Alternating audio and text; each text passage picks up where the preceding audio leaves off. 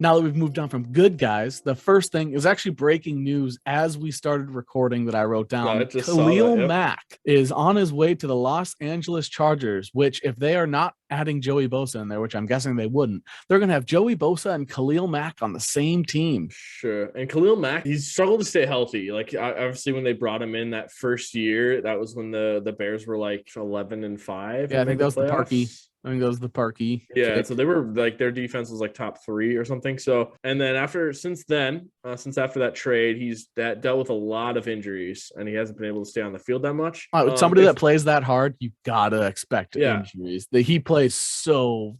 If the Chargers can, like limit him, bring him in for special packages, put him right next to Bosa, and just watch that side of the whoever opponent's line just crumble, then yeah. I mean, I think that's a good trade. I don't know exactly what they gave up. There was no details yet. That's how fresh this is. Yeah. So, but I mean, you're getting a amazing player. Like at one point, you're getting a Hall of Famer player.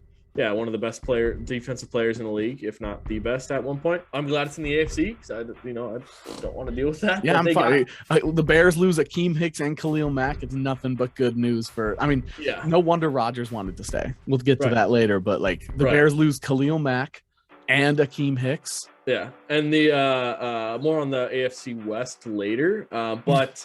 You're gonna need some pass rushers in the AFC West. So right, they looked at the other teams in their division and they're like, God dang, who's on the market? Right. All right, let's just start at the top. Let's look at the best guys. Call those teams until somebody says we'll talk about it. Right. And then the Bears answered, and they were like, all right. Let's get Khalil Mack. What do you think they'll get? Since we don't have the details out, let's see if we're good at this. Just the value for quarterbacks is all over the place kind of right now. It's always quarterback, edge rusher, offensive tackle. Those are the 3 most valued positions. So I don't know. Russell Wilson got 2 firsts, 2 seconds, and a 5th in exchange for Russell and a 4th. 3 players along with that, so you can put that pick value there too. Wentz was 2/3, but one of them could be a second. It probably will be. He only has to play 70% of snaps.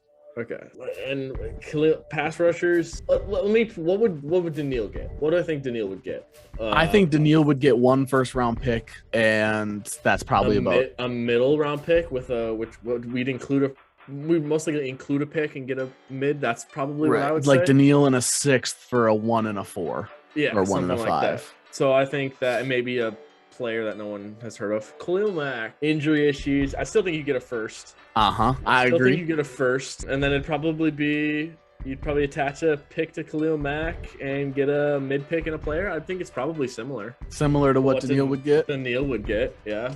Because health. I think you would get slightly more than what Daniil would get because Daniil's had more injury. His are sustained injuries on a part of the body that regularly gets re-injured. Well, yeah, it was like a lower back and a spine. I thought it was like a pec, or maybe that was bar. He tore a ligament in his chest, and he also had a spinal issue. Yeah. I think Khalil Mack will get more than what Daniil would get. I think Daniil would get probably a 1st. I think you're more likely that Khalil Mack gets a 1st-round pick, a rotational player, maybe like who's on the Chargers. Yeah, you might be able to get like a backup defensive end, kind of like more of a project, or otherwise just a 1st and like a 4th. I think that's probably like so. If they get more than a 1st and a 4th, I think that the Bears won the deal. I think if they give up less, I think the Chargers win it. So before the deal comes out, that's our guesses. Yeah. See if we're good at this thing. I mean, people are talking about things that we talked about 2 weeks ago. The trade.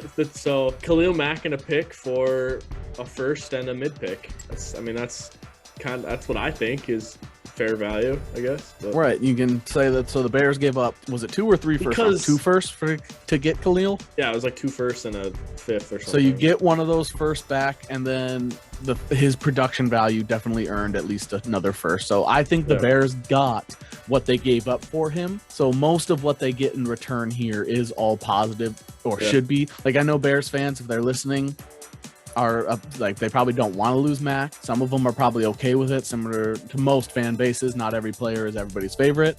Right.